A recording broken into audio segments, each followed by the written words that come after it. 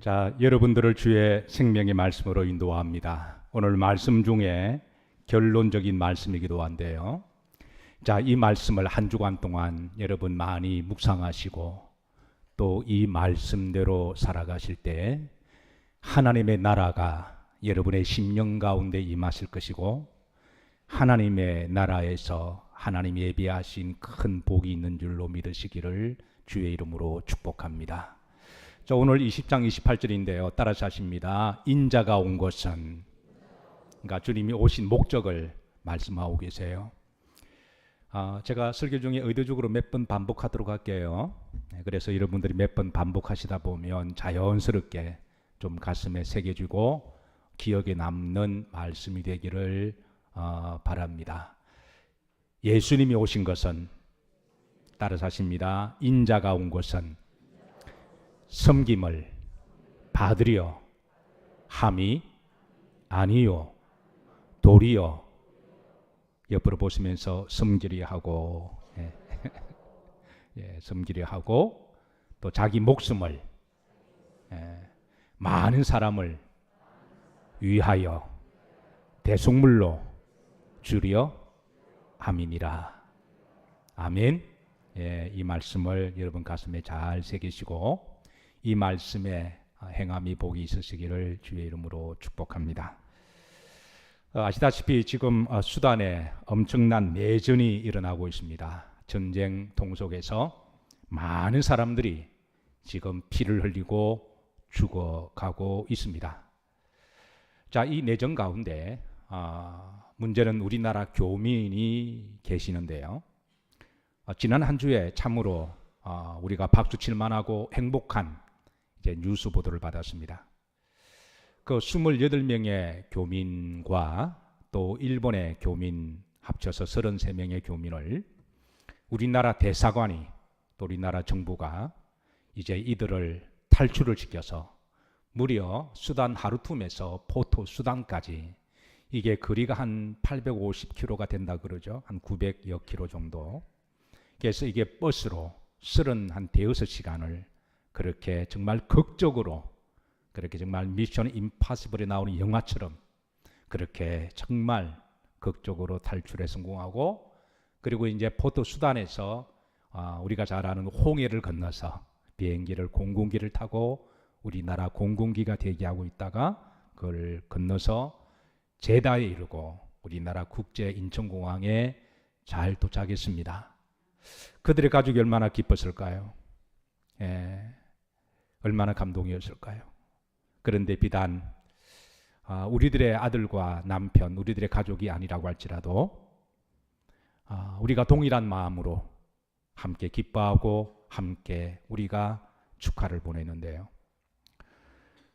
우리나라 교민뿐만 아니라 일본의 교민 5명까지 포함되므로 전 세계 인도적으로 우리나라가 다시 한번 위상이 더 높아지고, 그리고 정말 축하하는 일이 일어났습니다.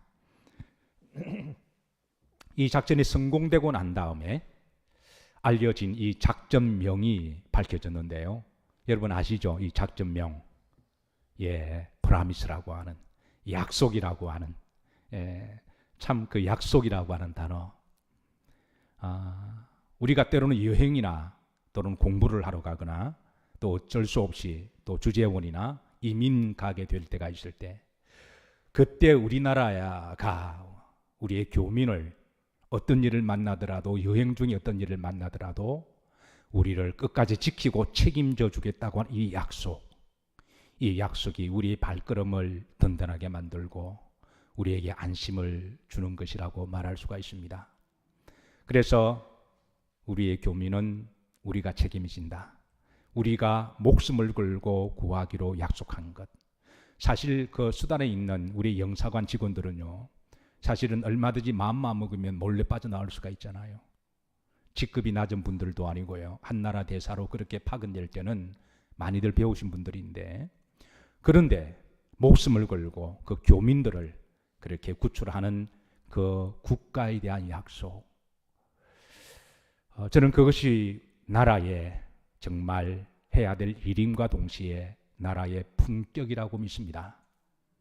우리나라가 하나님의 축복으로, 따라 사십니다. 하나님의 축복으로 우리나라가 참으로 많이 잘 살게 되었습니다. 그러나 물질적으로 풍요와 더불어서 이렇게 우리나라 교민이 어디에 나가서 어떤 일을 만났을 때 나라가 책임지고 어떻게 하든 데리고 오겠다고 하는 이 약속은 완성이 되었습니다. 예, 임파서블한 미션이 파서블한 미션이 되었습니다. 자, 그런데 여러분, 세상의 가장 위대한 약속은 하나님의 약속인 줄로 믿습니다. 하나님이 구약은 옛 약속이죠. 우리를 구원하시겠다고 말씀하셨고 그 약속의 때가 되어서 예수님을 이 땅에 보내시고, 그래서 오늘 본문에 보시면 따라 사십니다. 인자가 온 것은 섬기려 하고 자기 목숨을 많은 사람을 위하여 대속물로 말해 하심이라 주려 하심이라. 그 약속을 이루어신 분이 바로 예수 그리스도시고, 우리는 그 약속을 새로운 언약, 신약이라고 부르고 있습니다.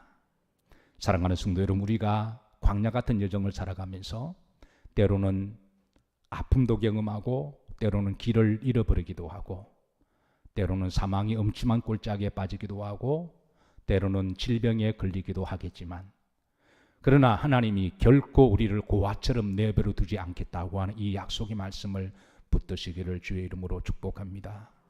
때로는 사람들에게 버림을 당하고 직장에서 레이아웃을 당해서 때로는 쫓겨날 수는 있어도 하나님은 결코 우리를 버리지 않겠다고 하는 이 약속의 말씀이 여러분들에게 발목을 튼튼하게 하시고 심장에 힘이 되시기를 주의 이름으로 축복합니다. 이번 한 주도 하나님의 약속의 말씀을 붙드시고 믿음으로 살아가시기를 기도하고 소망합니다. 오늘 본문 말씀에 보시면 예수님이 세 번째 순환, 고난 예고를 하시는데요. 이미 전 마태복음을 강해 설교를 하기에 예수님의 순환에 관한 예언은 이미 2번을 하셨습니다. 마태복음 16장에도 이미 1번을 하셨고요. 마태복음 17장에도 1번 하셨고 오늘 마태복음 20장에도 또 반복적으로 이 설교를 하시는데요. 여러분, 우리가 부모가 자식을 키우다 보면 사랑하는 자녀들에게 했던 말을 또 하고 반복할 때가 있습니까? 없습니까? 일부 예배 때는 어떤 분이 대답하기를 있습니까가 아니라 많습니다라고 대답하더군요. 예, 정말 부모가 사랑하는 자녀를 위해서 정말 부모가 생각할 때는 이것은 정말 이 말을 잘 듣고 지키면 너는 축복받는다. 그렇게 생각하고 그 말을 이제 반복할 때가 있는 거죠.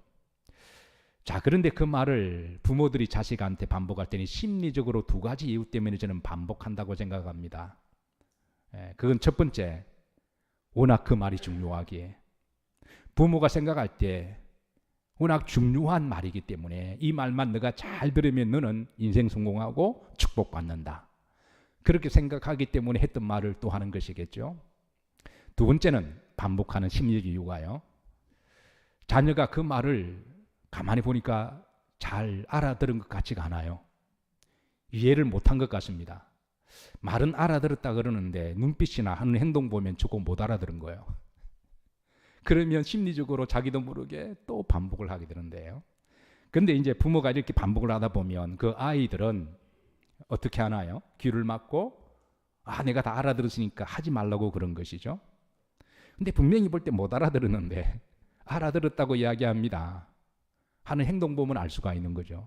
오늘 본문에 보시면 주님이 그동안 우리 기독교의 복음의 본질이라고 말할 수 있는 이 주님의 고난 받으시는 이유, 죽으셔야 하시는 이유, 그리고 가장 중요한 본질은 부활이죠. 이 부활에 대한 복음을 전했음에도 불구하고 제자들은, 주님을 따르는 자들은 알아들었을까요? 못 알아들었을까요? 오늘 본문과 비교 본문, 동행 본문이 누가복음과 마가복음에도 동일하게 나오는데요. 이 세 본문을 이제 우리가 비교를 해보면 저들이 하나도 깨닫지 못하니라라는 말씀이 반복적으로 계속 나와요. 오늘 본문에도 나오고요. 자, 우선 첫 번째 순환 예고는 마태복음 16장 21절에 있는데요. 이 말씀 가운데 중요한 키워드가 세 가지 단어가 있습니다. 이 세 가지 단어를 여러분 읽으시고 찾으시면 여러분은 주님이 하신 말씀을 알아들으신 거예요. 자, 다 같이 한번 합독하시면서 찾아보십니다. 시작. 이때로부터 예수 그리스도께서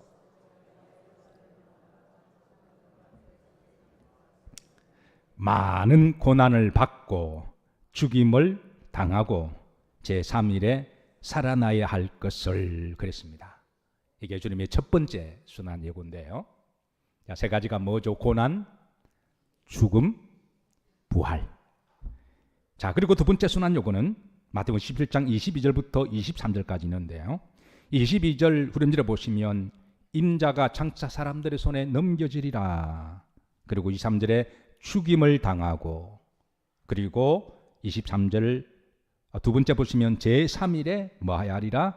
살아나야 하리라 라고 죽음과 고난과 부활에 대해서 그렇게 또 다시 한번 말씀하고 있습니다. 세 번째, 오늘 본문에도요, 이 동일하게 이 말씀의 패턴이 그대로 이어지게 되는데요.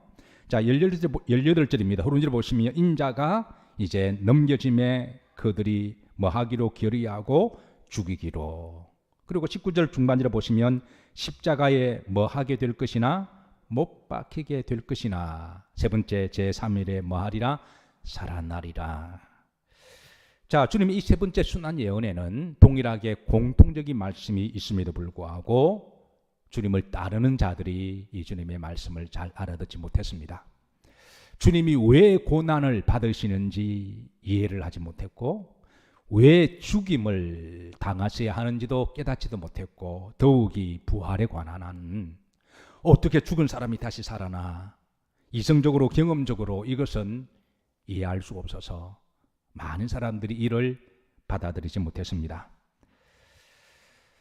마태복음 20장 17절입니다.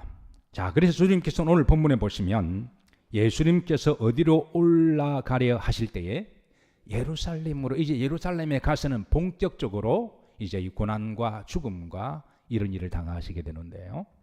자, 이거는 그때만의 문제가 아니라 오늘 이 시대도 마찬가지입니다. 자, 여러분 사실 교회에 처음 오시는 분들은 신앙생활을 시작한 지 얼마 안 되시는 분들은 이 복음의 이 본질 신비를 설교 몇 번 들었다고 해서 들려지고 이해가 되는 것은 아니에요. 주님이 고난을 받으셔야 할 이유, 십자가에 죽으셔야 되는 이유, 그리고 부활에 대한 믿음은 엄청난 사건이어서 특별히 부활을 내가 믿기는 적지 않은 시간이 인터벌이 걸립니다. 자, 그런데 신앙생활을 얼마 하지 않는 성도뿐만 아니라 오늘 제자들은 그래도 주님을 3년 동안 함께 따라다닌 사람들이잖아요.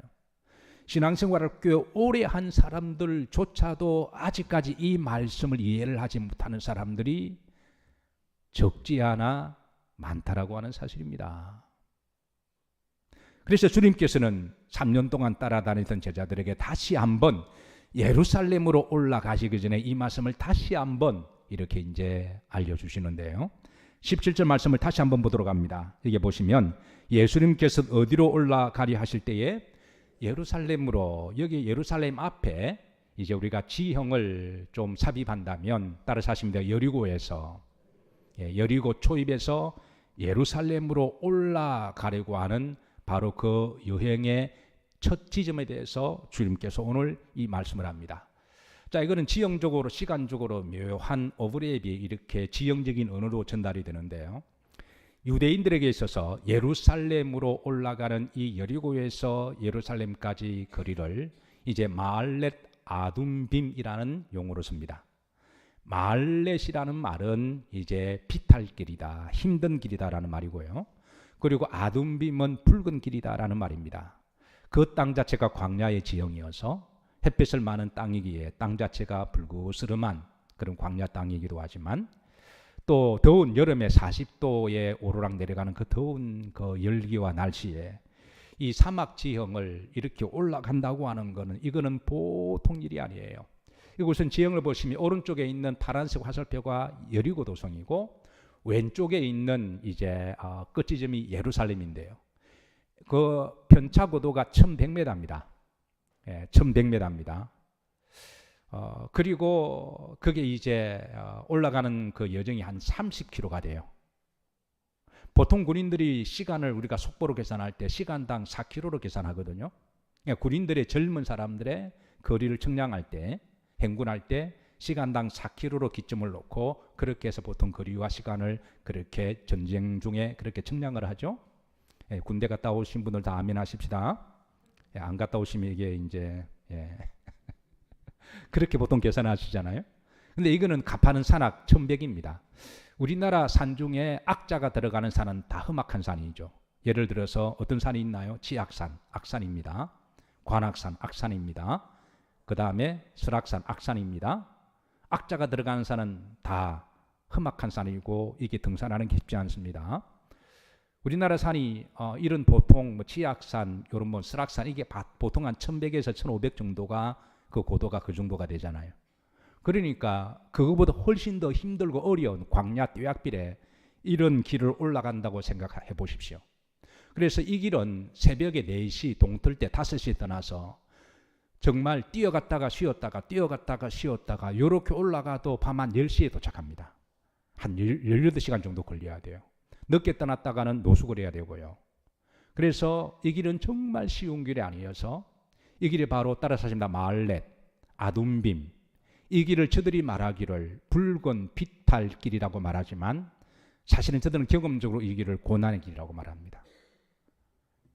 힘들고 고난의 길. 그러니까 주님께서는 지금 이 지형을 통하여 지형언어로 말씀하시는 거예요. 우리가 지금 예루살렘 올라가는 길은 이 길만큼 힘들고 어렵겠지만 예수님께서 바로 인자가 자기 목숨을 많은 사람을 위하여 고난을 받고 대속하여 죽임을 당할 거라고 하는 이 올라가는 길에 유독 지형 언어가 주는 영적인 메시지가 오버랩되고 있습니다. 누가복음에서는 18장 31절입니다. 주님께서는 왜 예루살렘으로 올라가셔야 하는지 바로 거기에 대한 이제 비밀을 밝혀주고 있는데요. 다 같이 합독합니다. 예수님께서 12 제자를 데리시고 이르시되 보라 우리가 예루살렘으로 올라가노니 선지자들을 통하여 기록된 모든 것이 인자에게 말이라 응하리라. 그러니까 예루살렘 올라가는 목적은 구약의 약속이 하나님의 주의 종 선지자를 통하여 앞으로 우리를 구원하시겠다고 하는 메시아를 보냈을 것인데 그 약속의 때가 되어서 오신 분이 예수님이시고 예수님이 예루살렘에 올라가셔서 올라가는 목적이 내가 고난을 받을 것이고 죽을 것이며 부활하실 것은 하나님의 약속을 따라서 하십니다. 응하게 성취하게 하기 위함이시다. 바로 이것을 분명히 이제 풀어주시는 것이죠. 마태복음 20장 18절입니다. 그래서 주님께서는 18절에 보면 이제 우리가 예루살렘 올라가면 인자가 잡힐 것이다. 저들이 나를 잡을 것이다. 그리고 많이 신문할 것이고 나를 지옥하게 할 것이고 고문하게 할 것이다. 그리고 19절에 보시면 중반절에 저들이 나를 조롱할 것이며 채찍질할 것이고 십자가에 못 박게 할 것이다. 그러고 나서 중요한 것은 후렴절에 보시면 제3일의 말이라 살아나리라 이 말씀을 말씀하셨습니다. 근데 마가복음에서는 주님을 따르는 사람들의 반응이 나옵니다. 어떤 반응이냐면 10장 32절인데요. 자, 다 같이 합독합니다. 예루살렘으로 올라가는 길에 예수님께서 그들 앞에 서서 가시는데 그들이 놀라고 따르는 자들은 두려워하더라. 이때 다시 12 제자를 데리시고 자기가 당한 일을 말씀하여 주시니라. 그러니까 초입에도 말씀하시고 올라가는 여정 가운데 여러분 새벽 일찍부터 밤늦게까지 올라가는데 아마 제자들 중에 힘드니까 투투투투거리면서 그러지 않았겠어요. 예.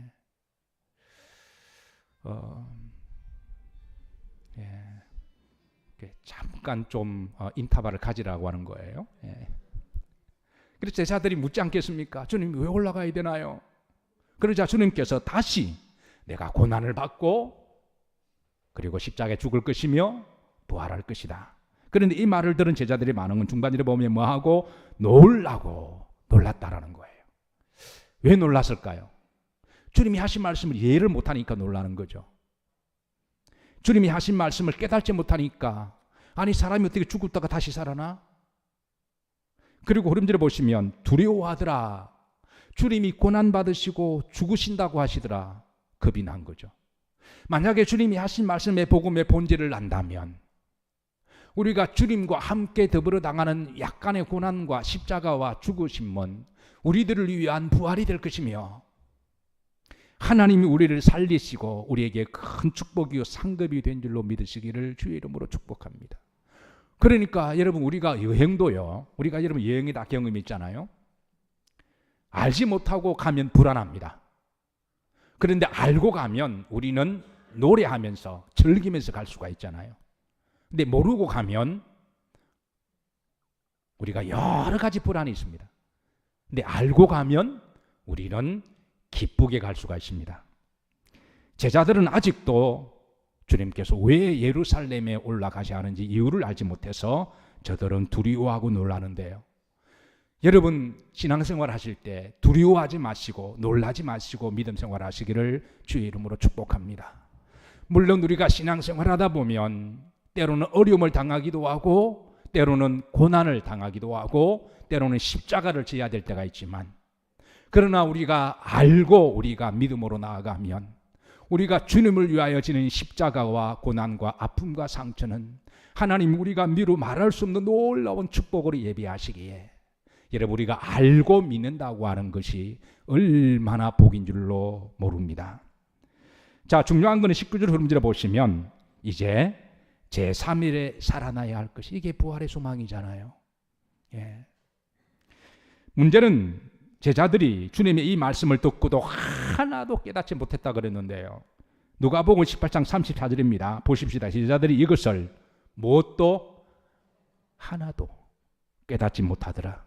그러니까 주님이 하신 핵심 세 가지 말씀 중에 왜 고난을 받으시는지도 못 두고 그리고 왜 십자가에 죽으셔야 하는지도 모르고 그리고 부활하실 것은 더더욱도 모르고 그러니까 하나도 몰랐다라는 것이죠. 그리고 주님께서는 저들이 깨닫지 못하는 이유를 또 알려주십니다. 34절에 보시면 자 중반절입니다. 그 말씀이 뭐였으므로 감추어졌으므로 그랬습니다.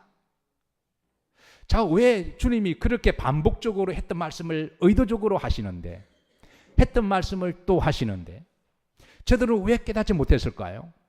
거기에 대한 이유를 감추어졌다라고 말씀하고 있습니다. 이거를 헬라 문법적으로 분해를 해보면요 3인칭 단수 수동태형으로 되어 있습니다. 그러니까 누군가가 깨닫지 못하도록 알지 못하도록 감추었다라는 거예요. 주님의 말씀이 들리지 않도록 누군가가 주님의 말씀이 깨닫지 못하도록 누군가가 감추었다면 그 하나님의 말씀을 감추고 깨닫지 못하게 하는 영이 누굴까요? 그런 마귀 영이라 볼 수가 있는 거죠. 제가 가끔 이야기합니다. 예배 시간에 우리가 워낙 피곤해서 잠깐 조는 수가 있습니다. 그래서 저는 가끔 3부 예배 때 잠잘 수 있는 시간을 1분 동안 줍니다. 왜냐하면 3부 예배가 점심 먹고 제일 피곤한 생체 리듬적으로 제일 잠올 때거든요. 그래서 잠자고 싶은 사람 30초 안에 다 주무시라고 그럽니다. 1분 안에 한 번 다 주무시고 하품하실 분 다 하시고 혹시 2부 예배 때도 제가 가끔 이야기합니다. 간밤에 여러분 밤새도록 열심히 일하신 분도 계시겠지만 밤새도록 드라마 보신 분들 여러분 피곤하신 분은 제가 30분 동안 주무실 수 있는 시간을 드릴게요. 그런데 예배 시간에 좀 잠올 수도 있습니다. 깜빡깜빡할 수. 그런데 예배 때마다 잠 오는 거는 다른 문제라는 거예요. 이상하게 예배 때마다 잠 오는 거는 그런 영적인 문제로 봐야 됩니다. 그러니까 예배 때 깜빡깜빡 딴 생각할 수 있습니다. 갯돈 생각도 하고요. 예배 때마다 가끔 우리가 외출할 수도 있습니다. 근데 예배 때마다 그러면 그게 영적으로 영적인 문제로 봐야 됩니다. 그러니까 뭔가 감추고자 하는 영이 있다라는 거예요. 오늘 주님이 그 말씀합니다. 누군가가 그 말씀을 감추었다. 사랑하는 성도 여러분, 저는 여러분들에게 이 말씀이 열려진 말씀이 되기를 주의 이름으로 축복합니다. 왜 주님이 계속 반복하시잖아요. 주님이 의도적으로 이 말씀을 계속 반복하시는 이 말씀은 워낙 중요한 말씀이고 이 말씀은 복음의 본질이기 때문에 놀라운 것은 나중에 보면 제자들이 이 말씀을 이해를 했다 그래요. 그런데 주님이 보니까 저거는 알아들은 눈빛이 아닙니다. 행동이 아닌데. 그래서 주님이 계속해서 반복합니다. 사랑하는 성도 여러분, 목사가 가끔 중요한 말을 반복할 때 어떤 분들은 목사가 또 재탕한다, 우려먹는다 그러지 마시고, 중요한 말씀이고, 또 저는 강의 설교를 하니까, 강의 순서대로 설교를 하니까 아마 제가 강의 설교를 하지 않고 이 말씀을 하면 아마 어떤 분들은 목사가 재탕한다 그러실 거예요. 여러분, 중요한 말씀을 듣고 또 새기시기를 주의 이름으로 축복합니다. 자, 어쨌든 저들이 하나도 깨닫지 못했으니 여기에 대한 이제 또 다른 행동이 나오는데요. 그게 바로 철없는 요구가 나옵니다. 하나님의 말씀을 이해하지 못하고 깨닫지 못하자 이제 20절에 보면 한 사람이 예수님께 나와서 철없는 요구를 해요. 자, 한번 다 같이 합독할까요? 그때에 세베대의 아들의 어머니 누구가? 살로메가. 두 아들을 예수님의 제자로 바친 어머니입니다. 그러니까 믿음도 좋으신 분이고 또 그리고 헌신도 많이 한 사람입니다. 교회에서 열심히 봉사도 하고 헌신도 많이 하고 그리고 꽤 믿음이 좋은 사람이에요. 그런데 이 여인이, 이 살로메가 예수님께 와서 절하며 무엇을 구했습니다. 근데 뭐 하며 구했다 그래요? 절하며 구했다. 여러분, 우리가 누구에게 뭐 좀 중요한 부탁을 할 때 어떻게 부탁하시나요?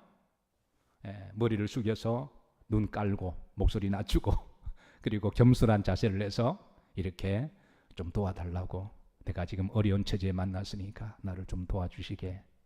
그러면 여러분, 보편적으로 그 사람의 태도를 보고 어떻게 하시나요? 마음 약해서 그 사람의 진정성을 보고 별로 마음도 없었는데 도와주는 경우가 있죠.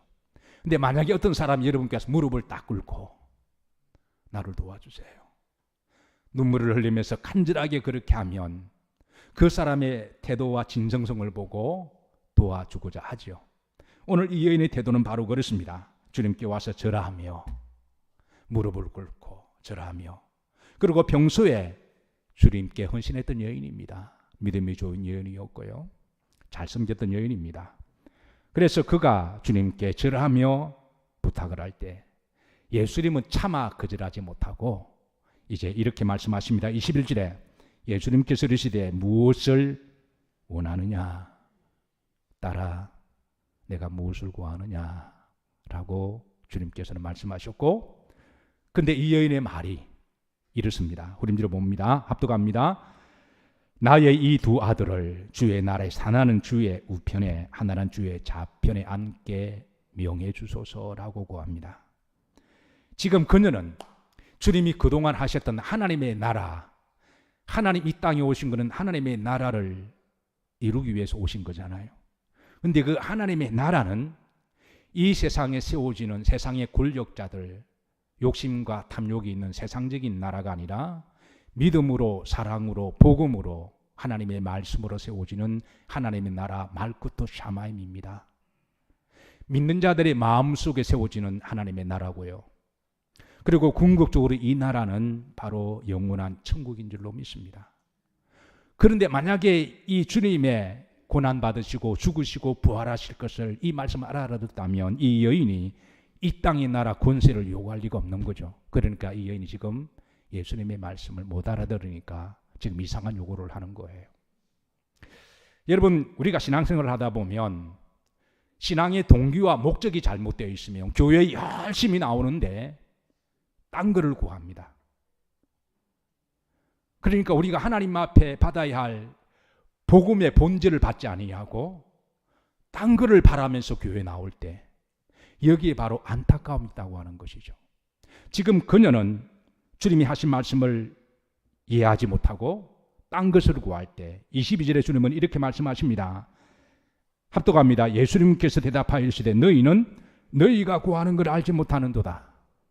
이거는 비단 이 살로메 여인에게만 말씀하는 게 아니라 그 여인에게 핀잔을 주기 위한 것이 아니라 그 여인의 요구를 들으시고 지금 주님의 제자들을 보면서 지금 너희는 너희들이 구하는 것을 알지 못하고 나를 따른다.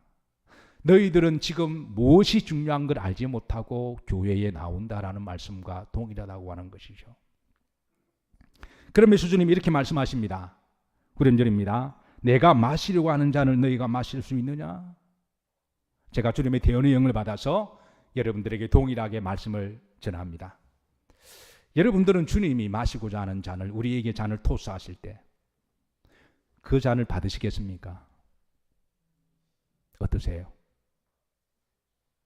목사의 말로 듣지 마시고 시공을 초월하시는 성령의 음성으로 들으시길 바랍니다. 여러분은 깊은 곳에서 이번 한 주에 많이 기도해 보세요. 우리가 늘 기도해야 될 부분들이 이런 기도가 아닌가요? 주님이 나에게 주시고자 하는 그 잔을 내가 마실 수가 있는가? 한번 진지하게 기도해 보시고요. 자, 흥미로운 거는 22절 후반절에 보시면, 자, 제자들이 말합니다. 뭐 할 수 있나이다? 할 수 있나이다. 이게 참 재미있는 거는요, 지금 제자들이 주님이 하신 말씀을 지금 못 알아들은 거잖아요. 하나도 깨닫지 못했잖아요. 그런데 주님이 하신 말씀을 지금 잔을 마시겠다라는 거예요. 마치 이거와 같습니다. 부모가 그 자녀에게 중요한 말을 반복하는데, 그런데 가만히 보니까 잘 못 알아들었어요. 그래서 또 이야기합니다. 그런데 그 자녀는 알아들었다고 잔소리하지 말라고 귀를 막아요. 다 알아들었다라는 거예요. 그런데 부모가 볼 때는 분명히 저거 못 알아들은 눈이나 행동을 봐서는 저거 알아들은 행동이 아닌데, 그런데 다 알아들었다라고 큰 소리 칠 때 여기에 부모와 자식 간에 이게 답답함이 있는 거죠. 오늘 예수님께서 분명히 제자들이 이걸 못 알아들었는데, 그런데 제자들은 알아들은 척하면서 할 수 있다라고 대답하는 이 모습이 오늘 재미있는 모습이 아닐까요? 마치 신앙생활을 어느 정도 하시면서 마치 다 아는 것처럼 이야기할 때, 여기에 여러분 우리 주님의 답답함이 있지 않을까요? 한평생 말씀을 가지고 연구를 하고 이리 보고 저리 보고 또 이렇게 원어를 쪼개고 또 쪼개고 또 읽고 또 읽고 또 읽어도 하나님의 말씀이 때로는 이게 아직까지 늘 아쉬울 때가 많이 있는데, 성경을 한두 번 읽고 하나님 말씀을 다 안다라고 이야기할 때 참 여기에 참 갑갑함이 있습니다. 신앙생활을 어느 정도 하고 난 다음에 마치 교회를 다 아는 것처럼, 연결을 다 아는 것처럼 나는 보았노라 들었노라 그럴 때에 거기에서 가끔 미단이 나오기는 해요. 어쨌든 흥미로운 현상입니다. 제자들이 할 수 있나이다 라고 대답합니다. 자, 그래서 주님은 말씀을 이어갑니다. 23절에 자, 합독합니다. 이르시되 너희가 과연 내 잔을 마시려니와 내 좌우편에 앉는 것은 내가 주는 것이 아니라 내 아버지께서 누구를 위하여 예비하셨는지 그들이 얻을 것이다. 그래, 너희들이 내 잔을 마실 수 있다고 하자. 그래, 너희들이 언젠가는 깨닫고 언젠가는 깨달을 것이다. 이제 부활하신 후에 깨닫게 되죠. 그러면 너희들이 내 잔을 마실 수도 있다. 그리고 너희들이 그 마시는 그 잔을 하나님이 보시고 하늘나라에서 우편에 앉을 사람은 우편에 상을 주실 것이고 좌편에 앉을 사람은 좌편에 하나님이 상을 주실 것이다 라고 이제 말씀을 풀이해 주십니다. 자, 그런데 아직까지도 제자들은 깨닫지 못합니다. 24절에 보시면 합독합니다. 10 제자가 듣고 그 두 형제에 대하여 뭐히 여긴다? 분이 여긴다. 아직까지는 저들이 생각하는 하나님의 나라의 왕국은 이 땅의 세상 권력을, 세상의 기복적인 권력을 생각하고 있는 거예요. 그래서 주님께서는 25절에 좀 더 디테일하게 부르주십니다.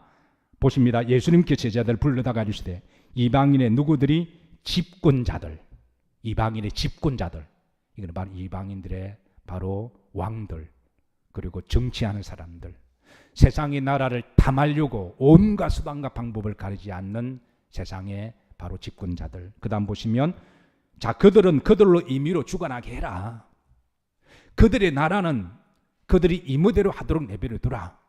어차피 그 나라는 영원하지 못할 것이고 그들이 뿌린 대로 하나님이 심판하실 것이다. 무슨 말씀을 하시는 거예요? 여러분은 세상의 나라들을 너무 부러워하지 마시기를 주의 이름으로 축복합니다. 그리고 그 고관들이 그들에게 권세를 부리는 줄, 그래 정치자들이 그 권세를 부리고 하는 것들은 그냥 내버려 두라. 주님이 세우시고자 하는 나라는 바로 그런 세상적인 나라가 아니라고 하는 것이죠. 바로 내가 세우고자 하는 나라는 메시아의 나라이고 믿는 자들이 마음속에 세우는 하나님의 나라이며 그리고 성도들이 모여 세우는 거룩한 교회의 공동체의 나라이고 나와 너 사이에 믿음과 만나는 사람 사이에 세워지는 믿음의 나라이고 그리고 궁극적으로는 바로 우리 성도들의 본향 천국인 줄로 믿으시기를 주의 이름으로 축복합니다. 그리고 이어서 마지막 결론을 말씀하십니다. 주님께서는 26절에 보시면 너희들이 정말 하나님의 나라에서 큰 사람이 되기를 원하느냐? 그러면 섬기는 자가 되어야 할 것이라. 여러분 사람들로부터 평소에 많이 섬김을 받으시면요 오늘 주님 말씀으로 단언하건대 여러분들은 하늘의 상이 별로 없습니다. 사람들로부터 섬김 받기를 좋아하시는 분들은요 죄송하지만 하늘나라 별로 상이 없어요. 별로 기대하실 것도 없습니다. 왜? 주님이 말씀하셨잖아요. 그런데 여러분들이 평소에 누구를 만나든지 어떤 일을 하든 항상 섬김의 마음을 가지고 항상 내가 섬겨야 되겠다고 하는 그 마음을 가지고 여러분들이 주의 이름으로 엄밀하게 섬기신다면 단언하건대 오늘 주님이 말씀하셨잖아요. 천국에서 여러분들은 큰 자가 됩니다. 여러분 천국에서 큰 자가 되시기를 주의 이름으로 축복합니다. 항상 우리 그리스도인들의 마음속에는 내가 섬겨야 되겠다. 두 번째는 27절입니다. 한 가지 더 말씀합니다. 너희 중에 누구든지 무엇이 되고자 하는 자는 어떤, 그러니까 어떤은 제일 가는 걸 이야기하죠. 누구든지 최고가 되길 원하는 것은 너희의 무엇이 되어야 하리라? 종이 되어야 하려는 거죠. 그러니까 섬기는 자, 종이 되는 자. 그러니까 우리가 평소에 예수님처럼 종된 마음으로 그렇게 겸손하게 잘 섬기면요 하늘나라에서 하나님이 어떤 되게 하신다라는 거예요. 오늘 말씀의 근간을 보면요 주님이 내가 마시는 잔을 너희들이 마실 수가 있느냐, 이 잔은 우리가 광의적으로 우리가 해석을 하면 고난의 잔이기도 하지만 그 다음 이어지는 말씀에 보면 구체적으로 섬김의 잔입니다. 여러분 제가 이 섬김의 잔을 저도 받고 여러분들에게 토스합니다. 이 잔을 받으시겠습니까? 제자들은 알지 못하고 받겠다고 그랬는데요 이제 여러분들은 말씀을 받았으니까 충분히 이해하고 아는 줄로 믿습니다. 자, 이 섬김의 잔, 그리고 한 발 더 나아가서 섬김보다 우리가 조금 더 성숙된 모습은 종의 모습이죠. 남을 잘 섬기고 자기 의를 드러내거나 남을 잘 섬기고 그리고 비교 의식을 느끼고 자기를 드러낸다면 그 섬김은 그 교만일 수도 있는 거예요. 그런데 정말 성경적인 섬김은 오른손이 하는 일을 왼손이 모르게 하고 그 섬김이 훈련이 되고 습성화되고 내 삶의 생활화가 되어서 그냥 자연스럽게 섬기고 잊어버리고 주의 이름으로 섬기고 어차피 주님이 주셨으니까 섬기고 잊어버리고 그래서 섬기다 보니까 때로는 그 마음이 진실한 마음이 되고 나중에는 그 사람의 삶의 모습이 되고 정말 종된 모습이 되는 것, 이게 바로 우리 그리스도인들이 살아가야 될 삶의 성숙한 삶의 모습이 아닐까요? 말씀을 정리합니다. 주님이 이 땅에 오신 것은 따라서 하십니다. 인자가 온 것은 섬김을 받으려 함이 아니요 도리어 섬기려 하고 자기 목숨을 많은 사람을 위하여 대속물로 주려 함이니라. 이번 한 주도 여러분이 살아가는 삶의 현장, 선교 현장에서 여러분 주의 이름으로 잘 섬기시고 또 천국에서 큰 자들이 되시기를 주의 이름으로 축복합니다.